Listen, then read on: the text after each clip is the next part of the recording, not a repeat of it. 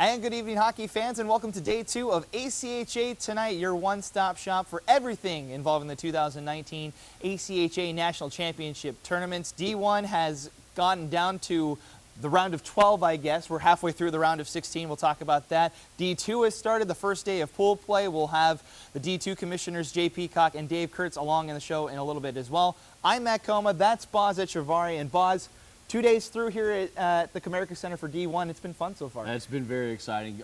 Great brand of hockey, and you couldn't ask for a better start to this tournament. Yeah, you've been able to call 2 games. What's been your favorite moment so far? Ooh, wow. I mean, just being back is probably it. I mean, every hockey team, they go into training camp in August and July with the goal of being over here, and it's pretty cool to see a lot of the teams that were able to find success and good fortune to make it out to Dallas and be a part of this tournament. It's been pretty exciting, and really being around a lot of these student athletes and seeing how much they love this game and going out and participating.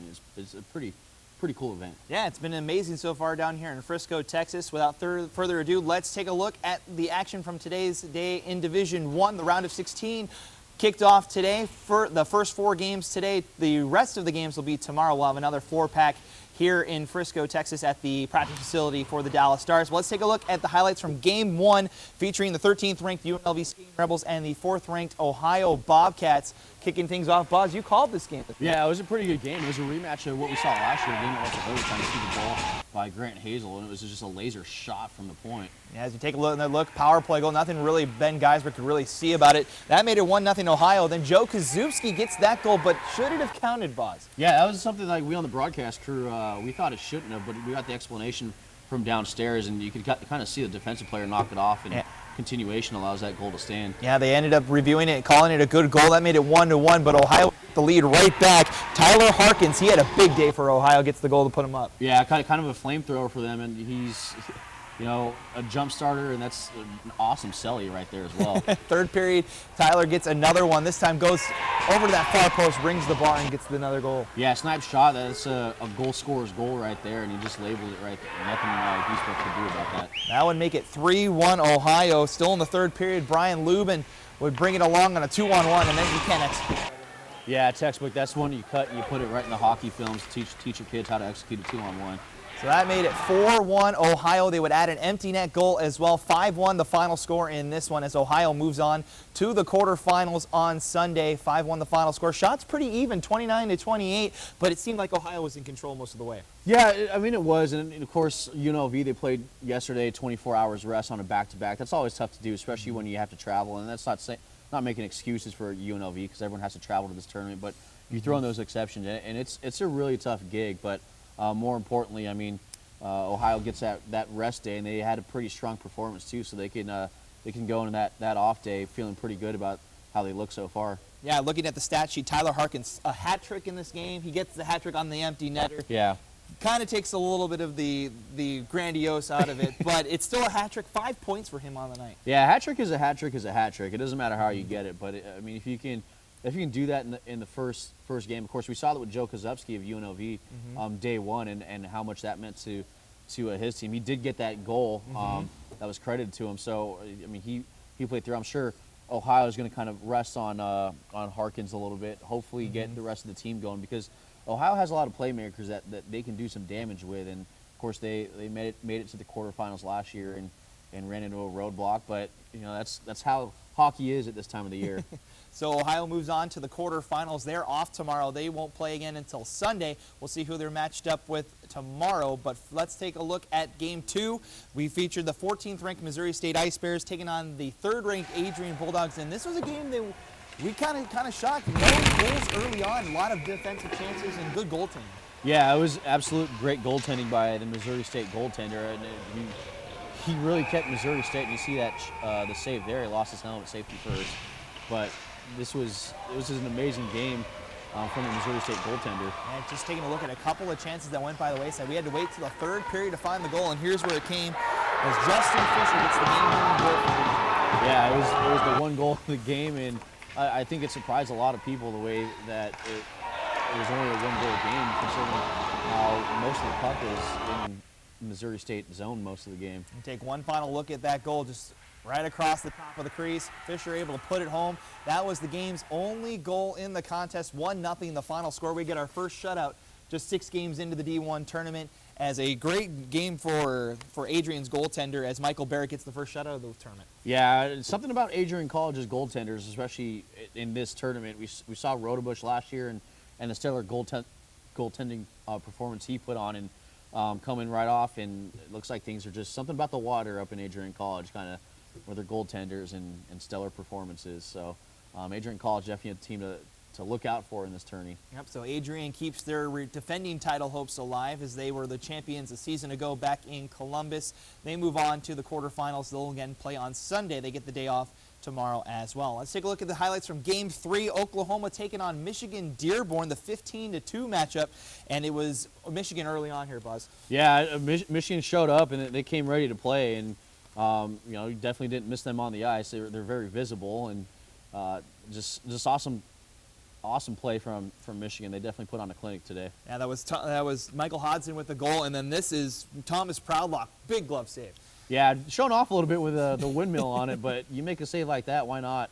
This time Oklahoma would answer. Paulo De Sousa gets the first goal for Oklahoma. That tied the game up at 1-1 in the second period, but after that, Michigan controlled this game. Yeah, they're looking for an answer. They're looking to prove why they're here, and Michigan is Michigan, and they're gonna do their thing when they come into the tournament. Yeah, that was Andrew Spiegel goes 5-hole on the tender to make it 2-1. Tyler Grote on the power play. That you're not going to get an easier one than that. That made it 3-1. No, yeah, absolutely. And you know what? This is one of the things that we kind of noticed today is that Michigan Dearborn, they were on top of making the best of their opportunities. We saw a lot of games where these teams were missing open nets or hitting posts on open nets, and this time of the year, you can't be doing that and expect to win a lot of games. That's your nominee for save of the tournament so far. Phil Babb coming up big with the leather there in the second period. But the third period, Michigan Dearborn just too strong in this one. They get another one. That's Grote. He gets his second of the game. That makes it 4-1 in this contest. Michigan would roll on. They would score 2 more in that third period. They go on to win 6-1 and move on to the quarterfinals. 29-23 the shot count. They go 2 for 3 on the power play as well. They stay out of the box with only 2 minutes. Just a pretty impressive performance by Michigan Dearborn tonight. Yeah, and this is one of the things that, especially when you do have those bye days or those bye games, as the teams that won today have, you want to make sure you put in that good performance and something that you can build off of. Dearborn putting that performance in and doing a great job of it. You see Thomas Proudlock gets a 22-save performance for his first win of the tournament. A couple of good goals from Michael Hodgson as well, as Michigan moves on to the quarterfinals. And Michigan, they're my favorite to win this tournament. They look like the most rounded team that we've seen so far, and I could see them going pretty far in this tournament. Yeah, I agree with that. And after seeing them today, I might actually pick them. I didn't really have a wild card coming in, but I think I might go ride the Dearborn trade with you. So they punched their ticket to the quarterfinals. Everybody's off that played today, so the rest of the round of 16 plays here at the Comerica Center tomorrow. We had one final game, the nightcap, and that featured the top seed in this tournament, the overall favorite in Lindenwood, taking on Robert Morris, who was the only underseed to win yesterday. Yeah, anytime an underseed wins, you kind of raise an eyebrow to it, because you always see lower, or you want the number 1, 2, 3, or whatever you have with the seed to excel. And this was an interesting game, especially because they play in the same conference as well. So familiarity also plays a role in this. Yeah, very familiar with each other, and it was a big day for Ryan Finnegan. He had that first goal in the first period. Second period, he gets this one to make it 2-0 Lindenwood, as the Lions looked like they were in complete control of this one. As we move later in the second period, as this is Jake Townsend finds his back in the net. It's 3-0 Lindenwood, and they just kind of controlled it from the get-go, never really letting Robert Morris into it. Yeah, I think the feeling was, I think Lindenwood knew what was going on. They've seen this team before, and it almost felt like Lindenwood was off the gas pedal a little bit just throughout this game, even though they maintained puck possession a lot through it. It was the last game of the night, and really, if Lindenwood really wanted to, this could have been an ugly game quick. Yeah, you saw the one highlight from Robert Morris. Sam Mancini gets another goal. That's 2 for him in this tournament, but it is the end of the road for Robert Morris. They are eliminated after falling to the number 1 seed Lindenwood Lions. 4-1 the final score in this one. Shots 42-25 in favor of the Lions. 3 for 4 on the power play, and Lindenwood knew what they needed to do, and they got it done. And when you have a big name guy like CDOT in between the pipes, it's pretty easy to go offensively and get things done. Yeah, CDOT definitely carried this team for a while, and he had a great tournament last year. and right now he had a strong showing, stopping 24 or 25 shots.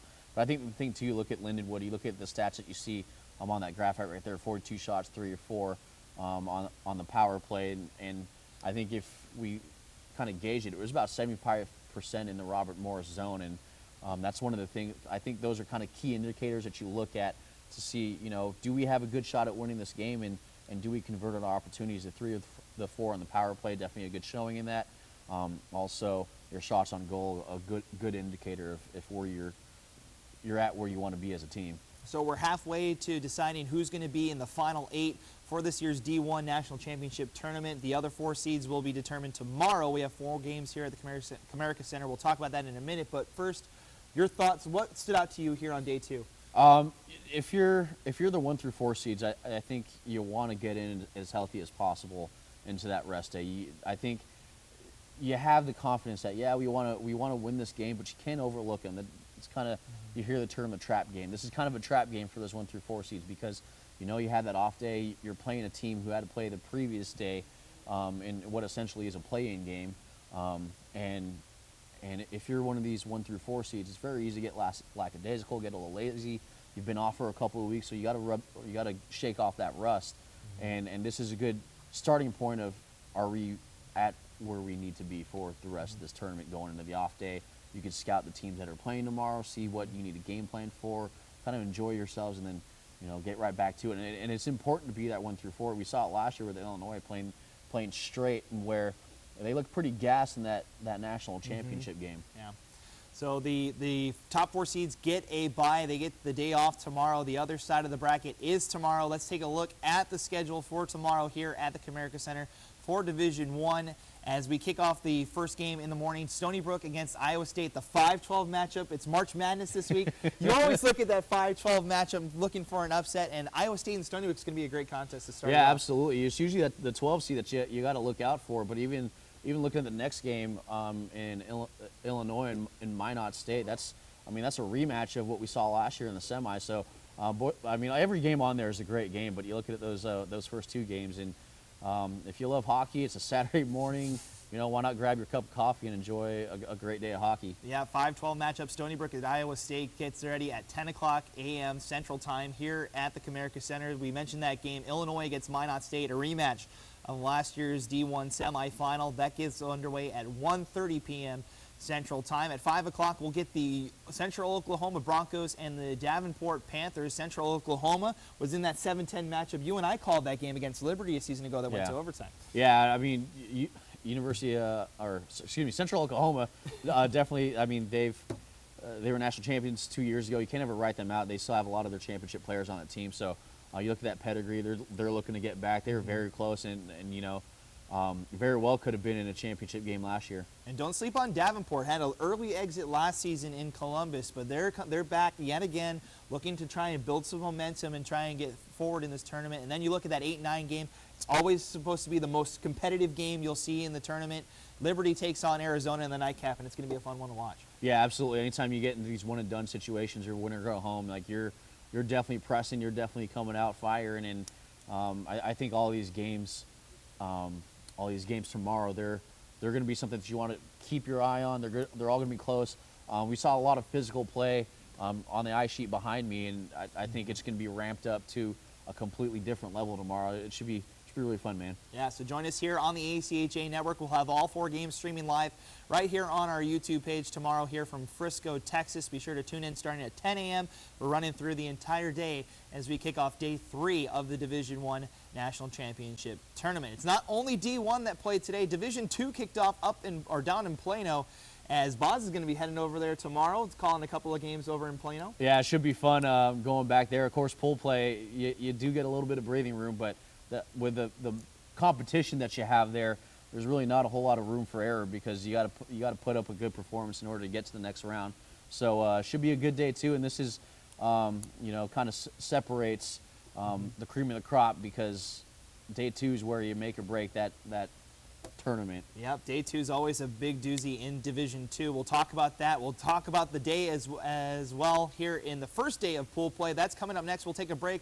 When we come back, Brett Luthner joins us. He had a bird's eye view of all the games over at Plano earlier today. He comes in to join us next and break down today's day 1 pool play games at the Division 2 level. That's coming up here on ACHA tonight. Don't go anywhere. We'll be back in just a couple minutes.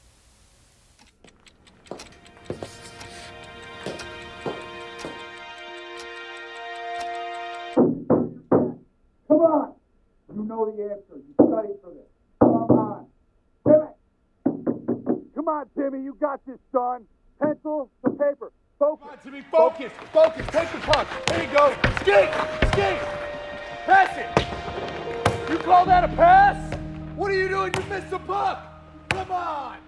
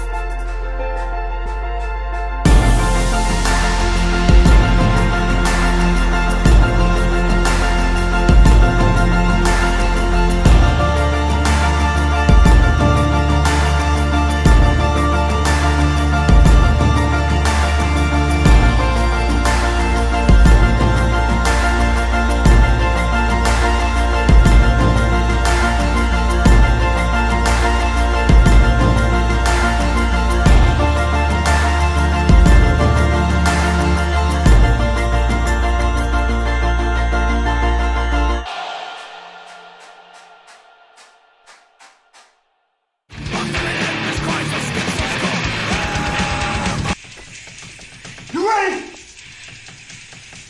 This guy's not ready. You're not ready.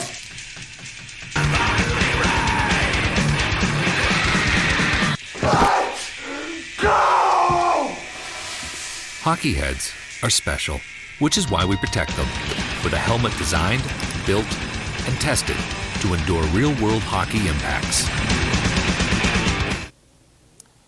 And welcome back to ACHA tonight as we get ready to break down pool action at the D2 level. Day 1 over at Plano happened this afternoon and this morning and this evening. Joining us to break it all down is Brett Luthner. And Brett, you got to see 8 games over there at Plano. What were your thoughts?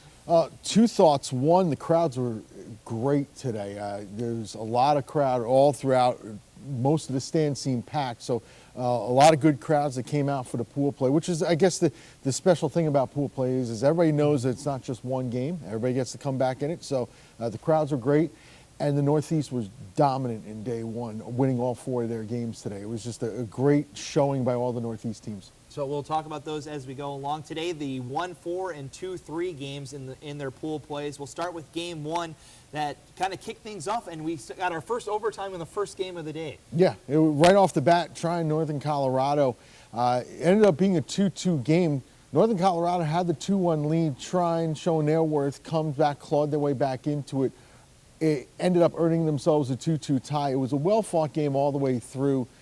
Trying with the slight shot advantage, but both sides really played a nice even game in that one. Yeah, you look at the shot totals in this one, 51-43. Granted, it's a shortened overtime, but that's still a pretty high count for a first day pool play game in Division 2. Yeah, the 10-minute overtime, but you still had good action going both ways. Both goalies played well. Opperman made some good saves early on in that game to really, keep trying off the scoreboard. Trying to eventually find their way through, but Opperman played a good game in nets for Northern Colorado. So a tie always seems to throw a wrench into things when it comes to pool seeding. We'll talk about that when we get to the pool standings, but as a tie, when you're one of the teams that's not in that thing, that gives you an opportunity. You could lose a game and still kind of punch your ticket. Right, you could. It gives you that glimmer of hope that you're going to get in, all right, fine, I could drop the first game. I'm still playing those 2 teams coming up. But of course, it depends on how that game goes when you play. All right, let's take a look at the game 2 that was in Pool A. The NC State taking on UMass, the 1-4 matchup. UMass, the top seed out of the Northeast. You mentioned it was a big day for the Northeast, and UMass kicked it off with a 7-2 win. And North Carolina State came into this game perfect record on the season. They were completely undefeated. And then UMass scored 3 goals in the first 3 minutes and pretty much put that game out of reach. you could see North Carolina State was shell-shocked that this was actually going on. They weren't expecting it. And a lot of people coming in said, you got to be careful against a team like UMass. If you don't wake up in the first few minutes, they're gonna pound you. And sure enough, UMass 3-0 in the first 3 minutes, 4-0 after one, and just cruised on from there. Yeah, you saw the laundry list of points that UMass was able to accumulate in this one as Eric Siegel gets the hat trick. We've had already a couple of hat tricks through 2 days of nationals through the D1 and D2. A lot of scoring we've seen so far. Right, and that hat trick was in the first period, too. He had 3 of the 4 goals in the first period. Got a little banged up in the second, and just, but UMass was already well on their way, so they just coasted on. All right, let's take a look at the Pool A standings after day one. You'll see UMass holding on to that top spot, the top team out of the Northeast. Northern Colorado tied for that 2 seed thanks to that tie, as they just are even right now. North Carolina State not out of it, but the -5 in the goal differential is going to be hard for them to overcome. But they can still, if they turn around, put this game behind them and say, all right, we still play Northern Colorado and Trine. We win both of those games and hope that UMass stumbles a little bit. Yes, North Carolina State can move on, but they do have themselves a little bit of a hill to climb. All right, let's take a look at what happened in Pool B. The first game, we take a look at the 2-3 matchup. The second team out of the Northeast in New Hampshire taking on Utah State, the West 3rd seed. And New Hampshire, they pretty much went from the get-go. A lot like UMass in that game, kind of set the tone early and kind of cruised to victory. Both teams came into this tournament playing, in pretty good form. Utah State worked their way back to a 9 seed, ran through the West Regional. New Hampshire was for a while sitting in a regional spot until they swept UMass Amherst last weekend of the season, jumped into the number 2, and they've kept that fine form going, won their league, and they just cruised over Utah State this afternoon. Yeah, now New Hampshire's no stranger to this tournament as well. They've had a couple of deep runs in past tournaments. What do you expect of them? I assume you've seen them a couple of times. What do you see from the Wildcats? Well, this Wildcat team, of course, new head coach, Coach McIsaac has moved on. New coach, but they've got a lot of good players in there. The Arno twins come in and they add a sort of dynamicism to their attack and really do a good job in giving that New Hampshire offense some bite to it. And it showed up against Utah State today because they just came out from the get-go. They've been really clicking on all cylinders, and it's going to be a tough Wildcats team to beat. Yeah, you mentioned the Arno twins. Al Arno, 3 points today for New Hampshire as he led the way for the Wildcats in this one. Let's take a look at the other game in Pool B, the 1-4 matchup, as we got to see Florida Gulf Coast, the defending national champions, take on Marion. A hotly contested contest in this one, but the Eagles do get the win on day one and get one step closer to repeating their title. Marion scored first in this game. It took 36.5 minutes to score a goal. Nobody was scoring goals for a while. Marion scored, and then Florida Gulf Coast, it almost as if it woke them up because bang, bang, here comes 2 goals. We had 3 goals in 45 seconds, and it seemed like everybody was scoring in that game. And then all of a sudden after that, everything settled down, and Gulf Coast just gets one more goal in the third to take it on out. You see Wong and Catwell, both a goal and assist for both of those players. Buster gets the win with 23 saves on 24 shots in that contest as Florida Gulf Coast wins their first game in pool play. They win 3-1 over the Sabres from Marion. So we take a look at the Pool B standings as we stand after day one here in the Division II National Championship Tournament. And you'll see New Hampshire and Florida Gulf Coast technically tied for that top seed. New Hampshire gets a slight edge thanks to the goal differential, but it seems like it's going to come down to that final day of New Hampshire against FGCU. Right, and the way they both played today. I mean, Florida Gulf Coast wasn't as dominant as they were last year. I mean, they ran through the tournament last year. Nobody could touch them. They don't look as dominant, but they're still a very strong team, and they got very solid goaltending today.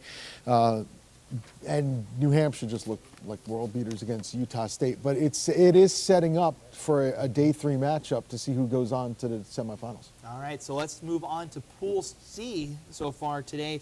In Game 5, we talk about Northeastern taking on Penn State, another 2-3 matchup. Penn State, the second seed out of the Southeast, got that Nationals auto bid. They took on Northeastern, who had to go to regionals and get it done, and they ended up upsetting Penn State in this one. It was an interesting game, to say the least. 5-2 final Northeastern.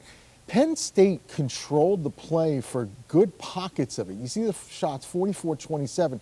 The problem with Penn State is when they got into the penalty box, it cost them, because Northeastern 4 for 6 on the power play, as you could see.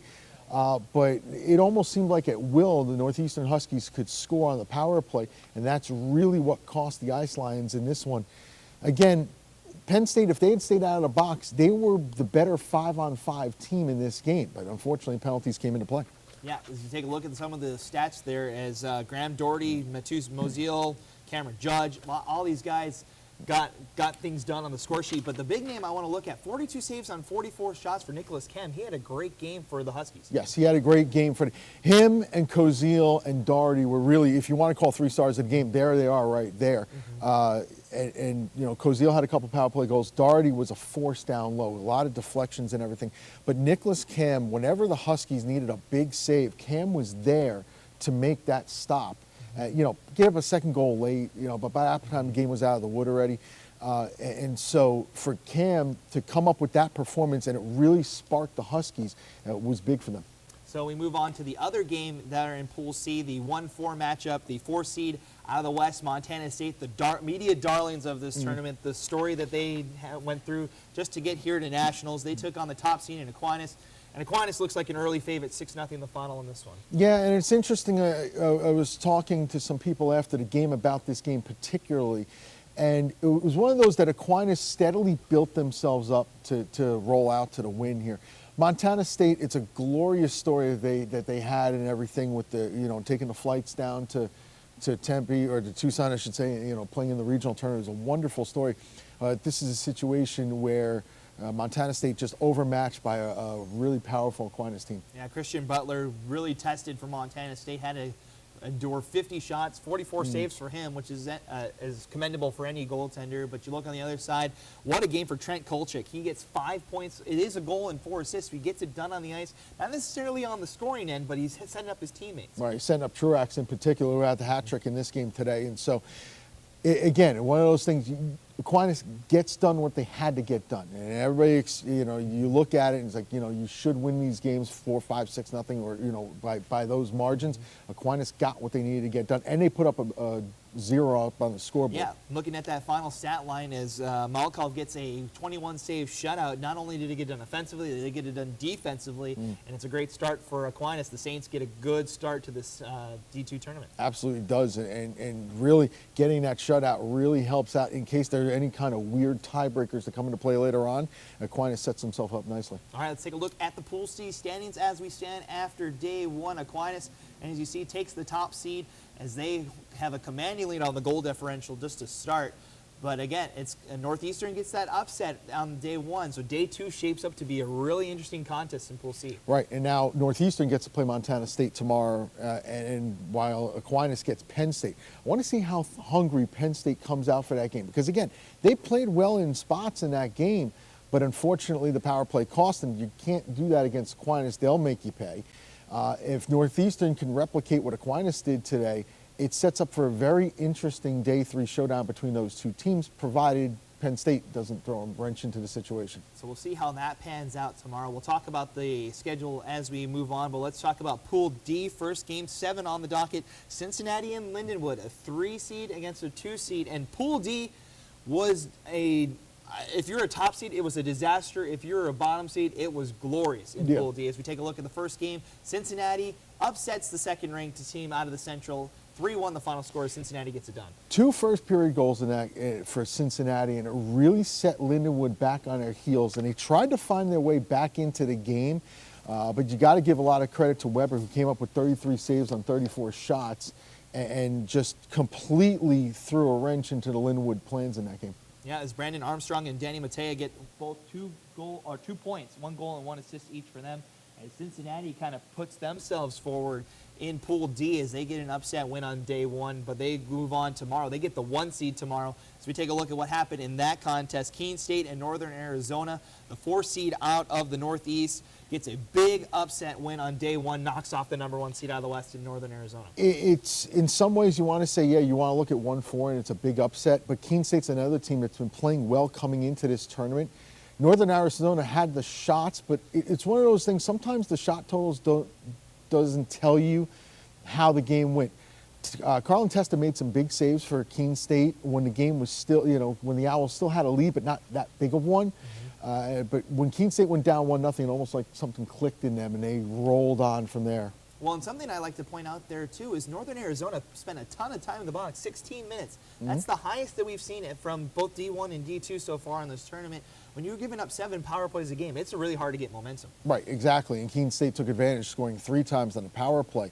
But again, get down 1-0. Keene State buckled down. Coach Rodriguez is always going to do a good job with that team, and I've seen this for years now with the Keene State Owls, and got the ship righted pretty quickly.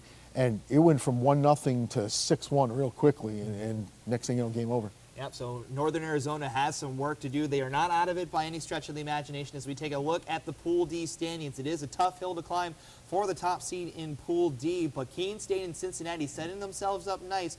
We get the 1-3 and the 2-4 matchups tomorrow. So Cincinnati against NAU, a chance for the the Ice Jacks to get back into the tournament. And Lindenwood, Keene State, that could be a pivotal game here in Pool D. If Lindenwood comes out tomorrow as they came out today, Keene State's going to run them. You got to be careful against the Owls because they can jump on you like that. But Lindenwood is an extremely good team. I was a little surprised that they came out flat against Cincinnati tonight.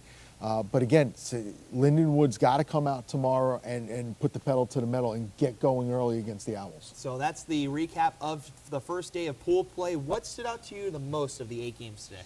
Really, again, the Northeast teams, the way they played, all 4 Northeast teams really played well. Even when they got down by a goal early, they came out and took it to every opponent they took on in this tournament. And so the Northeast teams have really set themselves up well. The West team struggled today. We've seen that in seasons past, and they got to really get it turned around in this one. Although you had the one tie in there, but really. And then the Central and the Southeast just trying to find their ways, but you still got the defending champions in there ready to go. Cincinnati made a good showing for themselves here on day 1. It's setting up right now for an interesting day, too, to say the least, especially with some of the permutations that can happen. Well, speaking of, let's take a look at tomorrow's schedule for D2. It'll be day 2 of the pool play. It'll be the 1-3 and the 2-4 matchups in pool play. Kicking off at 10 a.m. and 10:30, we get to see Montana State, Penn State, NC State, and Northern Colorado. That'll be the big game to watch in the first ones. Keene State, Lindenwood, we just talked about that, how important that one could be, and New Hampshire can kind of dominate their pool with a win over Marion tomorrow. Those 10-10-30 games right off the bat early on, those are important. All those teams, none of them have won. You have 3 losses and a tie in there. So all of those teams need the win tomorrow to still keep their hopes alive. It's going to be a lot of intense hockey right off the bat, 10-10-30. Yep, that'll be the morning slate. Let's take a look at the evening slate starting at 4 o'clock. And 4:30, Cincinnati gets against Northern Arizona. Cincinnati could kind of dictate the play of Pool D in that contest. Utah State goes up against the national champions in Florida Gulf Coast. Northeastern and Aquinas. That is the game I think is the big one to watch tomorrow. I tell you what, both of those games, the primetime games at 7 and 7:30, those are games to tune into because the Trine-UMass game is really good to look at as well. Northeastern played well. Aquinas played well. Those last 2 games are going to be fun to watch, fun to be at, fun to watch here on the ACHA network. Everything's going to be great there. All right, so it's going to be a fun day, too. Brett and the boys will be covering it over there in Plano. We're sending a couple more reinforcements your way as well, so it should be a fun time over there in Plano. Yeah, maybe no more weary legs after today, so we'll be fine for tomorrow. All right, thanks for joining me, Brett, and we'll take one more break. When we come back, we're joined by the commissioners of Division II. Dave Kurtz and Jay Peacock will join me live right here on the set. We'll talk about the state of Division II. Plus, we got our 3 stars of the night from Division I and Division II as we wrap it up on day 2 here at the 2019 ACHA National Championship Tournament. It's ACHA Tonight, and we come back right after this.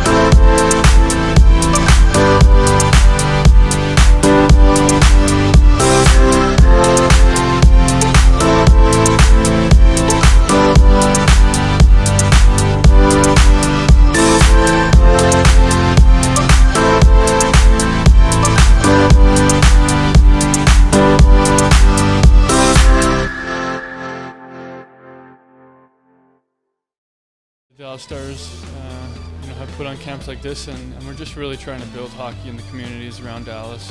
Learn to skate and play hockey for free at Children's Health Star Centers. All throughout DFW, kids ages 4 to 14 can join Rookies programs presented by Lexus. Equipment is included and kids will get a free jersey to take home. For more information, visit dallasstars.com/rookies.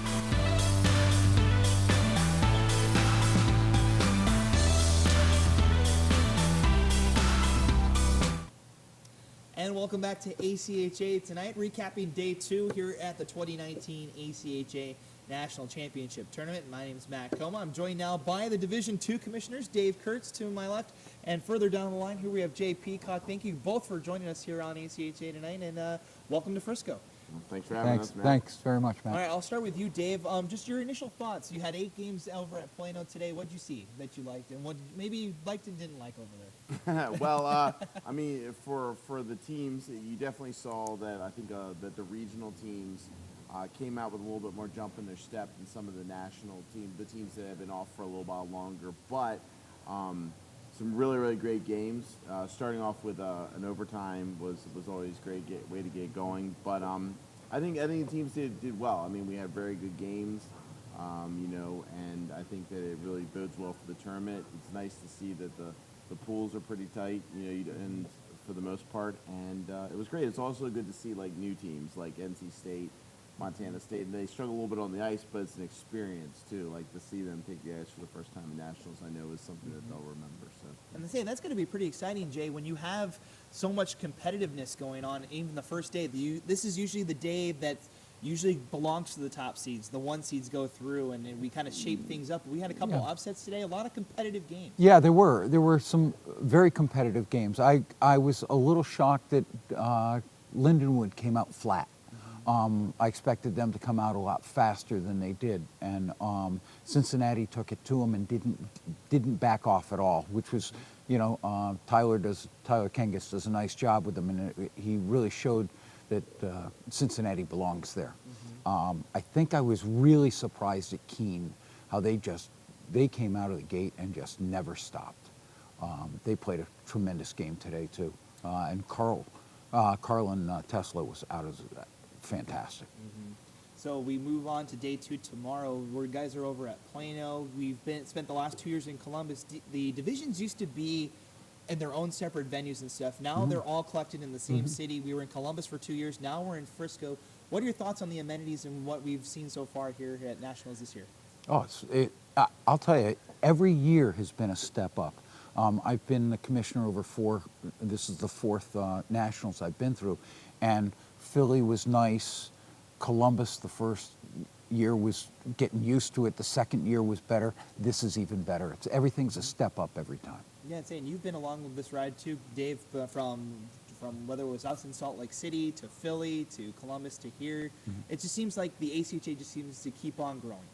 yeah, and I think the big step, and I know that there was a lot of trepidation even from longtime people when we decided to go to bringing everybody together. I mean, when you spend so many years as almost 5 kingdoms at different places and things like that, to come together, that's a lot of organization. But the best thing that I found is that it brings people together at pools, but it also allows us to work with each other. Before, when I was in D3, and Jay would be there first, I could call Jay and say, Jay, what are some issues that are going on? Or what are some good things that were happening at Columbus? And so when I came in, I could have that ability. And now we panic together. Now, but the same thing goes for the D3 guys coming in. Like when they come in, we'll be able to have some information for them. So you're not walking into a site brand new, trying to figure out. The sites look a lot the same, a lot of the signs and stuff like that, so for fans. So it's really nice being able to do that. And I do think Dallas has done an incredible job, just off the ice, on the ice. Yeah. I mean, the definitely. facility of Plano is great. As a commissioners, the logistics of so many things, dealing with fans and coaches and players and that just the layout of the rink has been amazing and so much easier for us to do what we need to do. Yeah, it's been fabulous. The fans have been wonderful. They really have been. But the cooperation that we're getting from the Dallas crowd is out of this world. Yeah. The people there are fabulous to work with. Yes, we can do that. Yes, we can do that. Yes, we can do that. So. All right, well, before I let you guys go, we have to talk about just the grand scheme of Division II. It seems to just keep growing and growing and growing. I keep losing track of how many teams are in Division II as it just keeps growing year and year after year. What do you? I'll ask this to both of you guys. Where do you see the Division II now, and where do you see it moving forward? Oh boy. Yeah, we're Well, well, I remember years and years ago. I remember that the former commissioner, before he passed away, Mike Rodakovich, used to have this goal. He was like, I one day want to be able to have 200 teams in Division II. And for the longest time, it was like, that was like the Mount Everest that they're never going to quite get to. We get up to like 170, 180. Maybe we'll get 190. I mean, we have moved beyond 200, and now we're saying one day we would like to have 300. I don't know if you're saying that, but you know. But that's what it is. Over 250 teams, and it's just amazing. And we're adding more. Yeah, we got more teams that want to get in. Like I said, I started this 4 years ago. It was 185. We're just about 250 right now, and it's like, whoa, let's hang on to those reins a little bit tighter and things. I think that D1.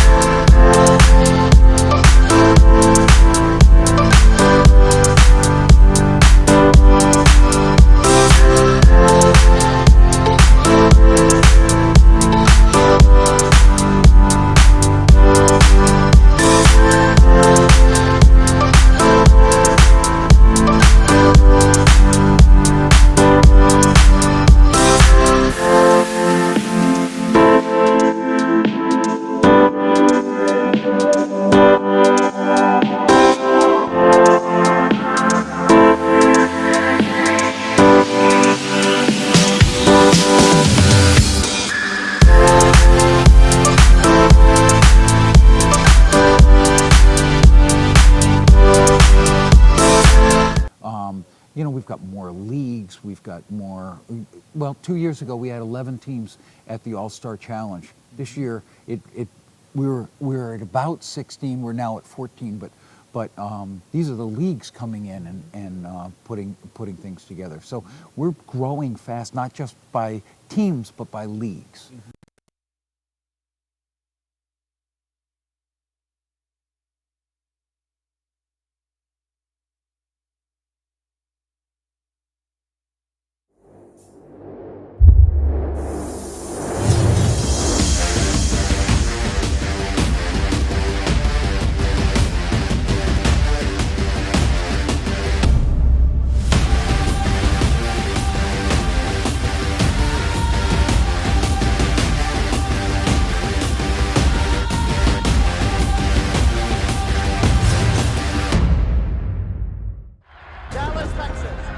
stadium that has been sold out for months, the Cotton Bowl.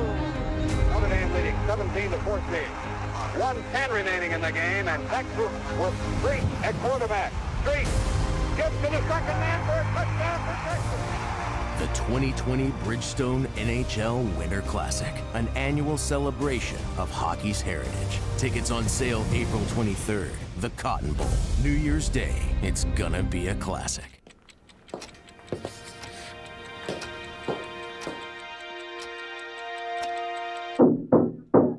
Come on! You know the answer. You studied for this. Come on. Timmy! Come on, Timmy. You got this, son.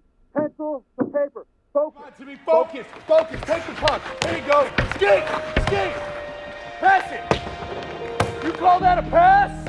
What are you doing? You missed the puck. Come on.